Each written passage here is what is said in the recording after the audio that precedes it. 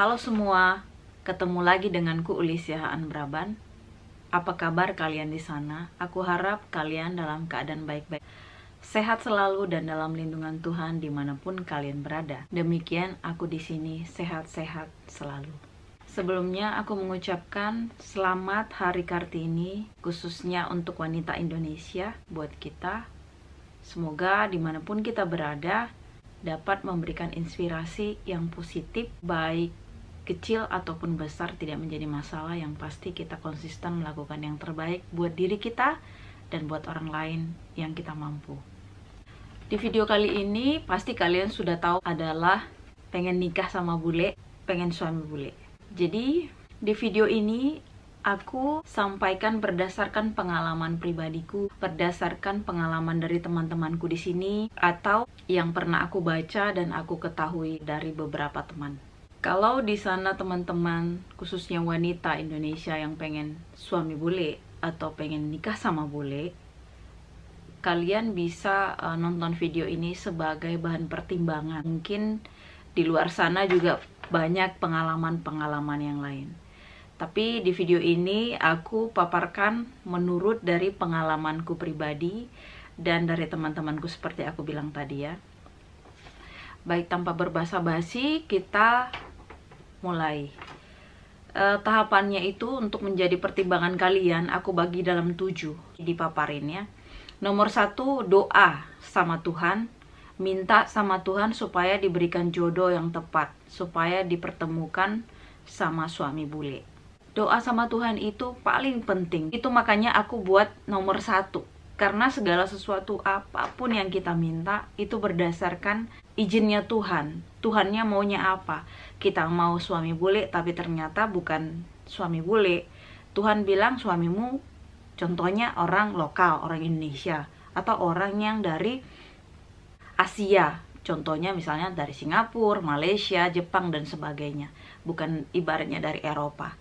Jadi Tuhan tahu yang mana yang terbaik buat kita semua wanita yang mencari pasangan hidup. Jadi doa nomor 1. Nomor 2, bagaimana kita bisa menikah dengan bule atau punya suami bule? Nomor 2-nya itu usaha. Tanya teman yang punya suami bule, minta dikenalin, minta dijodohkan, minta dicomblangin kita bilang dan lain-lainnya. Itu sangat membantu juga. Misalnya ada temanku yang menanyakan tentang jodoh bule, ada nggak di sana seperti itu yang kira-kira cocok buat aku. Itu juga salah satu usaha ya. Kemudian kalian juga bisa bertemu suami bule atau pasangan bule, contohnya di tempat kerja, di event, di tempat ibadah, di pesta, atau dimanapun kalian pada waktu shopping misalnya, atau apapun yang kira-kira memungkinkan. Contohnya lagi liburan ke tempat yang turistik gitu, ketemu di sana bisa jadi ya. Kemudian daftar dari dating site atau sosial media internet, itu paling banyak peluang.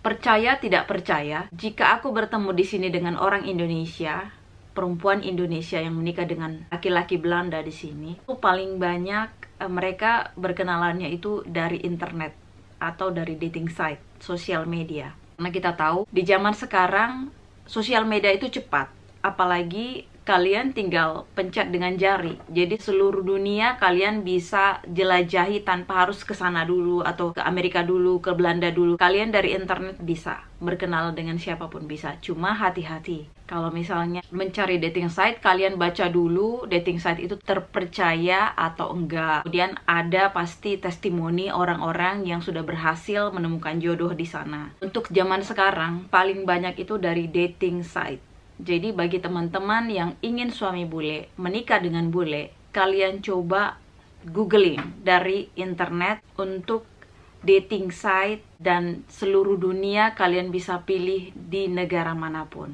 Oke, masuk nomor 3. Harus kuat, sabar karena repot, banyak kerjaan, banyak info-info baru atau asing yang di telinga kita. Mulai dari urus dokumen pribadi, urus visa, urus dokumen menikah, belajar bahasa, budaya, kultur, makanan, dan biayanya pasti banyak. Jadi dalam tahap ketiga ini, kita harus siap juga yang namanya kita menikah sama orang asing, bukan sama orang Indonesia. Kalau misalnya mau menikah sama orang asing, sudah pasti kita harus menguasai bahasa mereka. Atau paling enggak kita menguasai bahasa Inggris, bahasa internasional. Nah, itu adalah bahasa pengantar kita kepada mereka. Kalau mereka kan mungkin ada yang tidak tahu bahasa Indonesia. Kalau mungkin tahu, bisa kita komunikasi bahasa Indonesia. Jadi, untuk menikah sama bule, kita harus tahu bahasa Inggris dulu. Paling enggak kita tahu sedikit. Tidak harus sempurna ya. Kalau kira-kira kita belum merasa bisa, masih ada waktu, kita bisa kursus, kita belajar dari internet banyak. Ada orang yang bisa belajar dari otodidak juga bisa.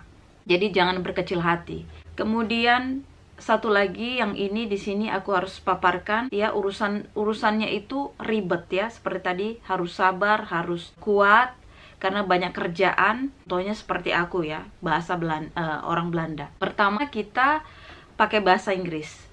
Selanjutnya setelah kita menikah dan sampai di sini, aku harus belajar bahasa Belanda tentunya. Kemudian di sekelilingku pasti pakai bahasa Belanda. Memang mereka bahasa Inggris juga.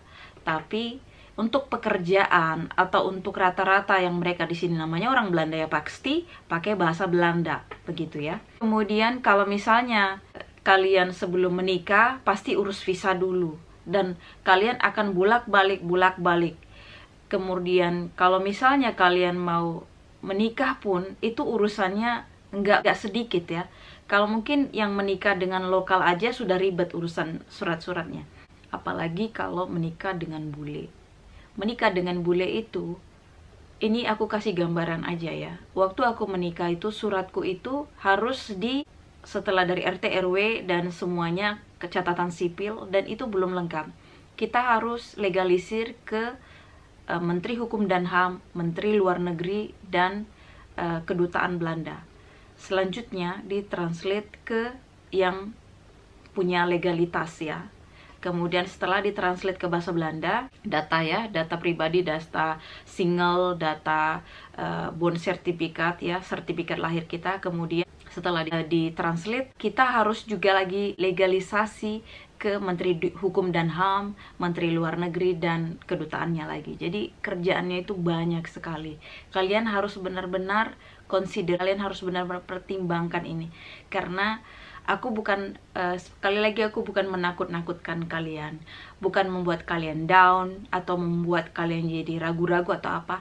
Aku di sini menyampaikan apa yang menjadi pengalamanku, apa yang menjadi pengalaman teman-temanku di sini, karena dari sini kalian bisa menentukan apakah kalian tetap ingin punya suami bule atau ingin menikah dengan bule, atau jadinya tidak, atau malah kalian merasa ingin sekali seperti itu ya. Jadi itu banyak sekali ya untuk urus-urus untuk menikah ya. Karena aku kemarin salah, awal pertama kali aku salah, tapi itu nanti mungkin nanti dibahas. Kembali ke topik. Kemudian belajar bahasa Belanda itu nggak gampang, dan apalagi umurku yang sudah tua. Kalau masih kecil kita dibawa kemari mungkin kita gampang. Katakanlah kita IQ-nya nggak tinggi-tinggi banget, tapi kalau dari kecil kita itu lebih cepat kita untuk mengerti, atau lebih gampang untuk menerima, lebih tepatnya gitu. Karena kalau kita udah tua kayak gini, diajarin bahasa yang lain lagi, bahasa awal pertama untuk yang orang asing pasti bahasa Inggris, tapi kalau di luar itu pasti kita compare, kok gini sih, kok seperti ini sih gitu. Pasti banyak lagi lah contohnya. Kemudian budaya kalian harus mengerti juga. Budaya di sini itu nggak sama juga dengan di sana pasti. Kita bisa shock juga kalau misalnya kita di sini lihat ada orang yang tidak menikah, karena mereka ya di sini legal kan ya, artinya tidak ada pemaksaan harus menikah. Jadi kalau dia sudah dewasa, dia keluar dari rumah orang tuanya dan dia ingin satu rumah dengan pacarnya, mereka boleh tanpa ikatan pernikahan sampai mereka punya anak, atau bahkan ada yang aku tahu di sini mereka sudah berumah tangga, bukan berumah tangga dalam artian menikah, maksudnya mereka sudah samenwonen, bahasa Belandanya, sudah tinggal bareng, punya anak, dan anaknya sudah besar, tapi mereka tidak menikah. Jadi kalian pasti akan berpikir, hah, sampai seperti itu, gimana sih segala macam. Jadi ya begitulah yang ada di sini ya. Kalian mungkin shock, kaget, atau mungkin baru tahu atau udah tahu, aku nggak tahu. Yang pasti ini yang aku sampaikan ya. Kemudian kalau untuk makanan di sini oke, masih bisa. Di sini ada toko-toko Indonesia, kita masih bisa ke toko atau sebagainya ya. Kemudian biaya pastinya, semua kursus, urus dokumen pasti biaya. Jadi kalian harus benar-benar pastikan bertemu dengan yang memang support kalian dengan dana juga. Jangan yang hanya untuk oh ya aku I love you segala macam tapi tidak support. Ya kalian juga, apalagi biayanya kan tidak sedikit. Kemudian masuk nomor 4. Kalau kalian sudah menemukan pacar atau calon suami bule, kalian pasti akan LDR, long distance relationship. Selama pengurusan visa, dokumen menikah, perbedaan waktu, perbedaan miskomunikasi sometimes ya. Kadang-kadang kita harus membangun trust juga karena kita jauh. Jadi kalau misalnya waktu aku dulu sudah punya hubungan dengan suamiku ini, artinya kita sudah punya keinginan untuk menikah dan dia berangkat ke negaranya dan kita itu berkomunikasi dari Sky. Ya, dari Sky waktu itu. Jadi perbedaan waktu itu 5-6 jam Indonesia sama Belanda ya. Dia di sini jam 6, jam 7 contohnya, dia masih segar. Nah, di Indonesia itu udah jam 1, jam 2. Jadi bayangkan aku sudah ngantuk-ngantuk ya, kadang-kadang kita masih harus online. Jadi aku tuh sering online itu ngantuk-ngantuk. Jadi tidur terlambat, terus besok harus kerja lagi seperti itu ya. Jadi kita harus memang benar-benar considering ini, kalian siap atau enggak gitu ya. Kemudian masuk ke nomor 5. Menikahnya di mana? Bicarakan baik-baik dari awal. Kalau kalian memang mau menikah, bicarakan dari awal. Seperti aku bilang tadi, orang di sini kadang-kadang ada yang tidak mau menikah. Mereka hanya mau sammenwonen, artinya mau satu rumah, punya anak, liburan, seperti biasa hidupnya, tapi tidak ada ikatan hubungan menikah. Jadi kalian harus benar-benar tanya, mau menikah kah? Kalau nggak mau menikah, kalian mau menikah, lebih baik kalian stop. Jangan kalian lanjutkan lagi, karena percuma buang-buang waktu. Kemudian masuk ke tentang agama. Orang di sini juga tidak semuanya seperti kayak di Indonesia ya. Kita rata-rata pasti mempunyai agama atau kepercayaan. Kalau di sini ada yang dia bilang dia Kristen atau Katolik, Protestan atau apapun itu, tapi mereka jarang ke gereja. Ada mungkin yang ateis bahkan. Jadi mereka nggak percaya gitu ya. Aku kerja, aku makan, ya oke, seperti itu. Tidak ada seperti kita yang sama Tuhan gitu hubungannya. Jadi pertanyakan itu, kalau misalnya kalian sudah serius, kalau kalian apalagi yang agamanya kuat, kalau mau menikah apalagi, bayangkan untuk menjelaskan ke dia. Aku tidak menutup mata. Ada beberapa orang yang mau misalnya ikut agama pasangannya. Misalnya si bule ini ikut dengan istrinya, jadi ke agama ini dia menikah. Kemudian dia dinikahkan di tempat ibadah dan secara pemerintah juga ya, secara hukum. Tetapi rata-rata di sini kalian harus benar-benar menanyakan, karena kalau untuk urusan agama di sini itu tidak diharuskan. Kalau kalian mau ya silahkan, kalau enggak ya itu keputusan dari anda semua di sana yang menonton ya. Kemudian adat. Kita di Indonesia pasti punya adat, bukan hanya agama. Seperti aku orang Batak. Aku menikah di sini secara hukum dan tidak secara agama.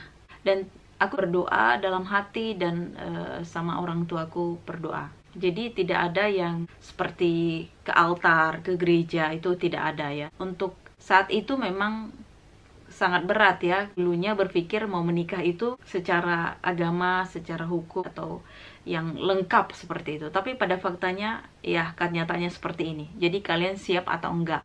Atau kalau kalian sampai sekarang yang nonton ini masih punya waktu, kalian bisa menanyakan hal tersebut. Apakah si pria itu mau menikah secara agama atau secara adat seperti tadi. Kemudian di sini orang tua kalian setuju atau tidak kalian menikah dengan orang asing atau orang luar, orang bule.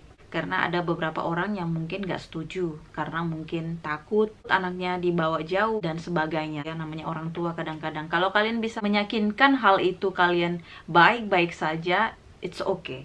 Kemudian kalian juga harus tahu gaya hidup di sini. Kadang-kadang di sini itu gak sama ya dengan di sana. Jadi kelihatannya di sini wow untuk yang karena Eropa atau apa, tapi ada beberapa yang kalian akan kok begini sih di sini, seperti itu. Di Indonesia nggak seperti ini gitu. Jadi ada beberapa. Mungkin di dalam hati kalian ada pertanyaan, kalian tulis aja nanti di bawah video ini. Nanti aku akan jawab atau bikin videonya ya. Kemudian tinggalnya setelah menikah di mana? Nanti kalau kalian akan menikah contohnya, pasti kalian akan menanyakan tinggal kalian di mana. Di Indonesia atau di sini, di negara suami kalian berdomisili. Karena itu juga bisa hal-hal yang jadi untuk pertimbangan. Kalau kalian yang nggak mau jauh dari keluarga, kalau kalian nggak mau tinggal di luar negeri karena cuaca, karena hal-hal yang mungkin kalian tidak suka dan lain-lain, kalian harus menanyakan hal itu. Kemudian kalian juga harus menanyakan tentang hobi pasangan atau apa sih namanya itu, pet, binatang peliharaan. Orang di sini itu rata-rata suka dengan binatang. Aku pernah tanya dengan suamiku, dia bilang anjing itu untuk love, dicintai gitu. Jadi anjing itu seperti manusia di sini. Kadang-kadang mereka memperlakukannya itu seperti manusia. Sampai kadang ada yang dibawa ke tempat tidur, duduk bareng di sofa dan sebagainya. Kalau Kristen sih mungkin suka anjing ya, tapi kalau di agama lain mungkin mereka akan berbeda seperti itu. Jadi itu juga kalian harus tanyakan ya. Kalau misalnya yang bukan Kristen yang nonton ini mau menikah sama bule, kalian juga harus tanyakan itu ada nggak binatang peliharaannya ya. Masuk ke nomor 6. Nomor 6 sama nomor 7 ini dari aku ya, seperti tips. Harus kerja. Harus kerja. Kalau kalian memang dari awal kalian bilang aku mau nikah sama bule tapi aku nggak mau kerja, aku mau jadi ibu rumah tangga, urus suami, urus anak dan rumah, kalian juga harus benar-benar dari awal menanyakan hal ini. Karena kenapa? Karena kalau misalnya kalian sudah menikah, ternyata suami kalian menginginkan kalian bekerja, dan kalian mungkin akan jadi sakit hati atau mungkin jadi kecewa dan sebagainya. Jadi dari awal pada saat kalian bertemu atau kenalan dengan bule, kalian harus tanya, nanti kita menikah aku harus kerja atau bagaimana, atau kalian sampaikan apa isi hati kalian. Aku ingin jadi ibu rumah tangga, ngurus anak, ngurus rumah, aku nggak mau kerja gitu. Jadi jangan sampai kejadian ibaratnya sudah menikah dan kemudian kalian ternyata disuruh kerja ya. Karena lebih baik kalian dari awal, jangan sudah menikah akhirnya kalian disuruh kerja dan sebagainya. Oke? Kalau untuk kenapa aku bilang di sini harus kerja, ini ya, aku baca di sini, bekerja kita jadi independent woman atau independent wife, bisa bantu keluarga di Indonesia, bisa beli apa yang kamu kira-kira suka tanpa harus minta dari suami.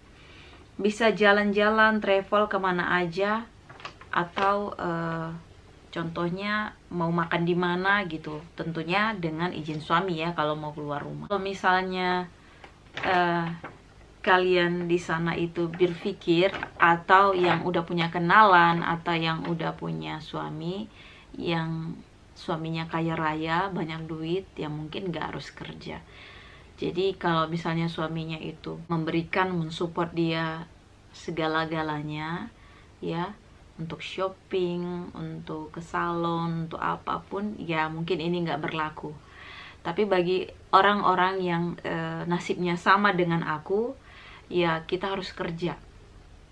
Karena aku punya keluarga yang kurang mampu, jadi aku menikah dan aku juga harus bantu keluargaku. Aku harus bantu sekolahkan adikku, aku harus bantu beberapa dari keluargaku, karena mereka butuh biaya untuk sekolah, contohnya untuk ada yang mau dibeli atau apapun itu, usaha atau sebagainya. Jadi kalau misalnya kita tidak punya penghasilan, kita hanya selalu minta sama suami kita terus-menerus, itu akan menjadi pertengkaran. Pengalamanku itu dulu aku tidak bisa memanage yang baik ya, tapi namanya kesalahan itu kan kita belajar. Lebih tepatnya kesalahan itu adalah guru yang sangat berharga ya buatku. Jadi kalau misalnya kita udah kaya, contohnya dari Indonesia, orang tuaku kaya, aku juga dulu kerjanya contohnya bagus, ada deposito banyak segala macam ya, aku nikah juga sama suaminya yang kaya, yang support, nggak perlu kerja gitu ya, tidak menjadi masalah, nggak apa-apa. Jadi mereka tinggal menikmati hidup. Kalau bagi orang-orang itu aku ucapkan ya kalian sangat beruntung. Jadi kalau bagi aku ya aku harus bekerja gitu ya. Kemudian nomor 7 yang terakhir tipsnya dari aku, cari negara mana yang bahasanya kira-kira menurut kamu bisa atau kamu mampu atau kira-kira menurut kamu mudah.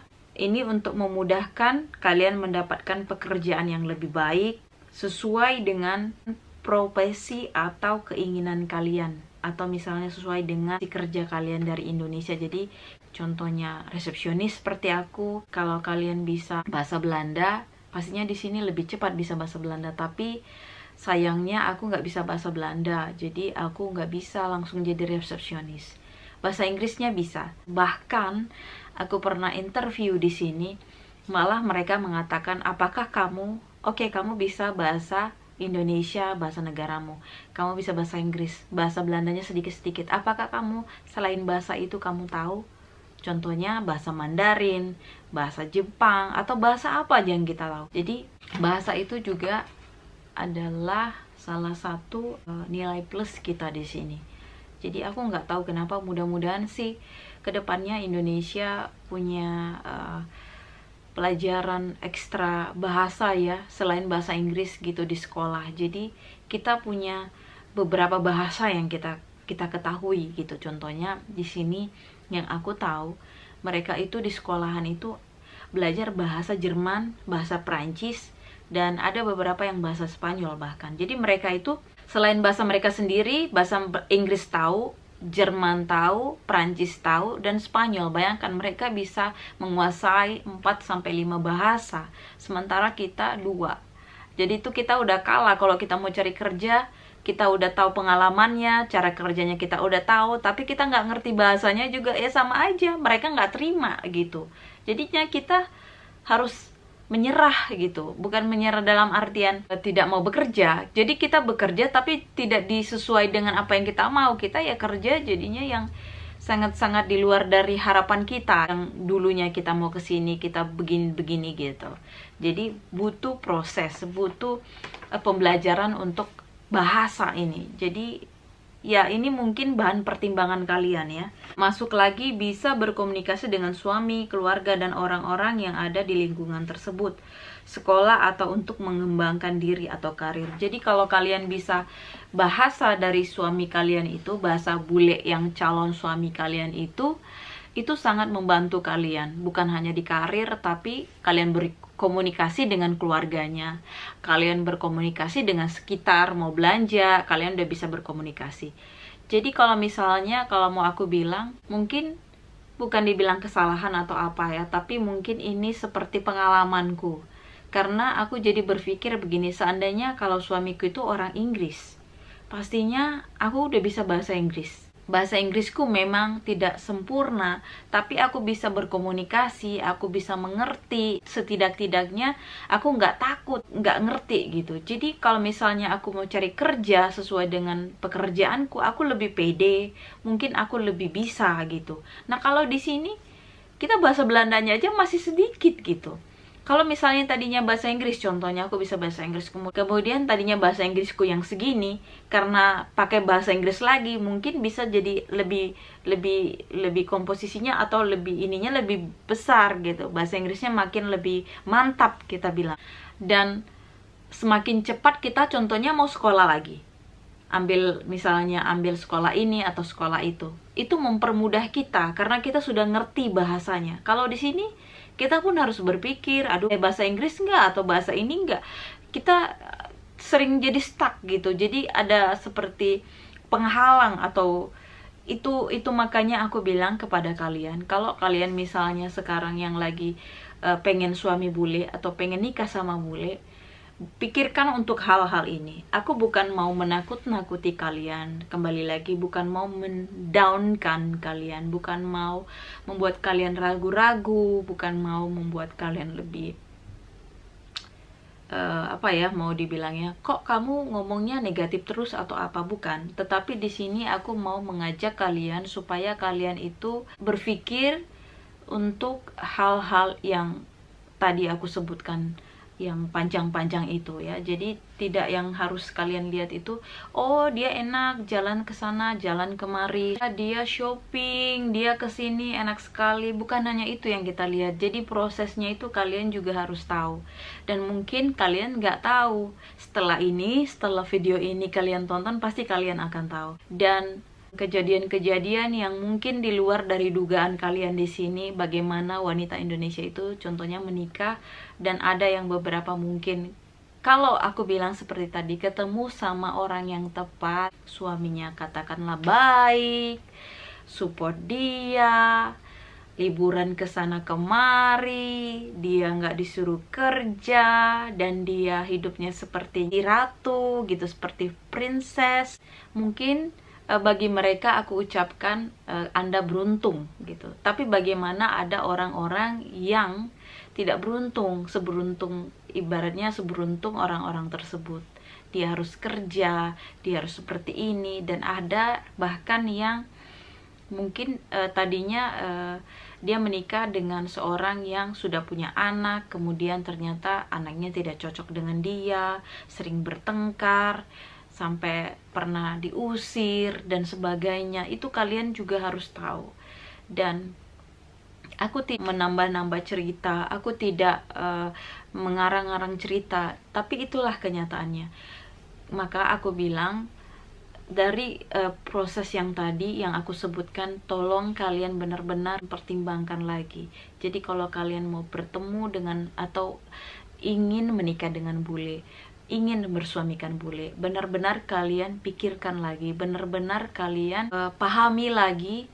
Ini bukan menggurui kalian, bukan ibaratnya merasa sok pintar, sok merasa paling tahu, tetapi ini berdasarkan pengalamanku, ini berdasarkan pengalaman teman-temanku yang aku tahu, dan ibaratnya pengalaman ini kalian tahu cuma-cuma.